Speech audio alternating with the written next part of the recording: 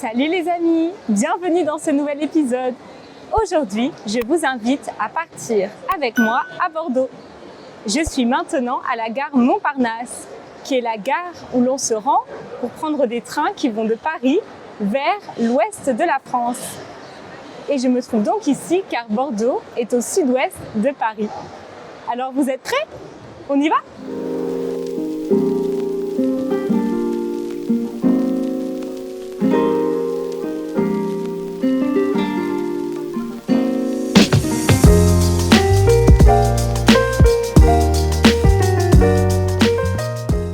Je suis arrivée à Bordeaux après 2h30 de trajet en train. Bienvenue à Bordeaux, la 9e commune de France en termes de population et la 6e unité urbaine. C'est aussi le chef-lieu de la région Nouvelle-Aquitaine. Bordeaux est une ville étudiante avec plus de 100 000 étudiants et c'est également une ville touristique car Bordeaux est la 2e ville de France après Paris avec le plus de monuments classés monuments historiques.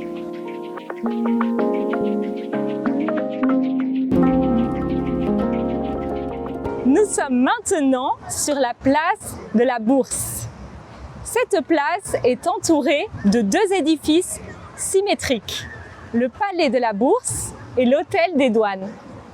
Au centre de la place se trouve la fontaine des 3 Grâces. Les 3 Grâces, ce sont les 3 statues de femmes qui décorent la fontaine. Elles représentent 3 filles du dieu grec antique Zeus.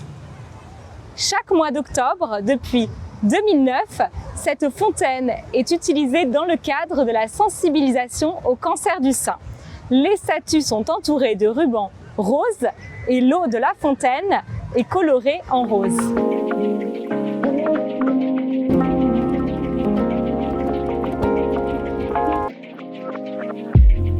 Je suis maintenant juste à côté du miroir d'eau. Un miroir d'eau est une pièce d'eau légèrement en pente qui permet de refléter le paysage autour. Le miroir d'eau le plus connu est probablement celui qui se trouve en face du Taj Mahal en Inde, mais il en existe beaucoup d'autres dans le monde, notamment ici à Bordeaux, juste en face de la place de la Bourse. Ce miroir d'eau est un espace de jeu permanent pour les enfants et un lieu de promenade rafraîchissant par temps chaud, les pieds dans l'eau. C'est aussi le lieu le plus photographié de Bordeaux.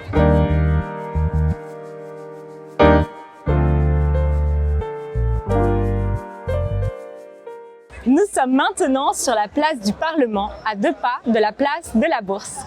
Cette place a été créée au XVIIIe siècle et portait alors le nom de place du Marché Royal.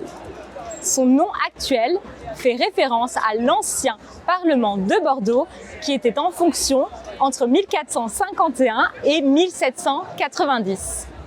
Au centre de la place se trouve la fontaine du Parlement qui a été installée au XIXe siècle. Et tout autour se trouvent différentes boutiques et cafés très agréables, notamment le café Karl, un super endroit pour prendre un petit déjeuner, un brunch ou manger des pâtisseries l'après-midi. Juste à côté, il y a la librairie La Machine à lire où on peut trouver toutes sortes d'ouvrages. Et enfin, si vous avez une âme d'artiste, il y a le magasin Géant des Beaux-Arts où on peut acheter toutes sortes de matériel artistique.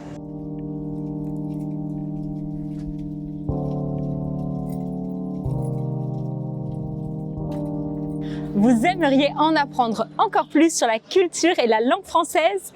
Alors, rejoignez notre communauté sur easy-french.org/membership. En tant que membre de notre communauté, vous aurez accès à plein de ressources complémentaires comme des exercices pour travailler le contenu des vidéos, les transcriptions en français et en anglais, des épisodes et les vidéos à télécharger avec et sans sous-titres. Et pour notre podcast, il y a aussi plein de ressources comme les transcriptions interactives et l'aide au vocabulaire. Enfin, pour nos membres les plus motivés, nous avons aussi un groupe sur Slack où nous discutons tous les jours en français et 2 appels sur Zoom par mois.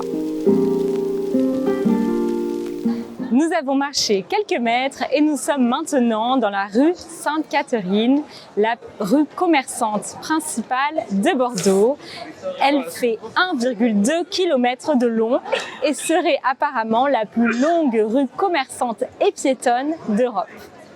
On y trouve les mêmes magasins de prêt-à-porter et de cosmétiques que dans les autres grandes villes d'Europe comme H&M, Mango, Zara, Sephora, etc. Cette rue est généralement très bondée, particulièrement le samedi après-midi et surtout en période de soldes, en janvier et en juillet. Et c'est pour ça que beaucoup de Bordelais essayent généralement de l'éviter. Ceci est un cannelé.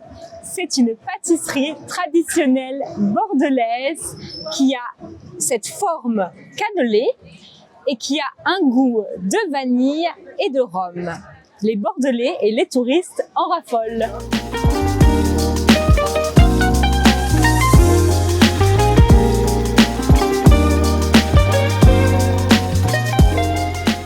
Nous sommes maintenant devant le Grand Théâtre qui a été inauguré à la fin du XVIIIe siècle.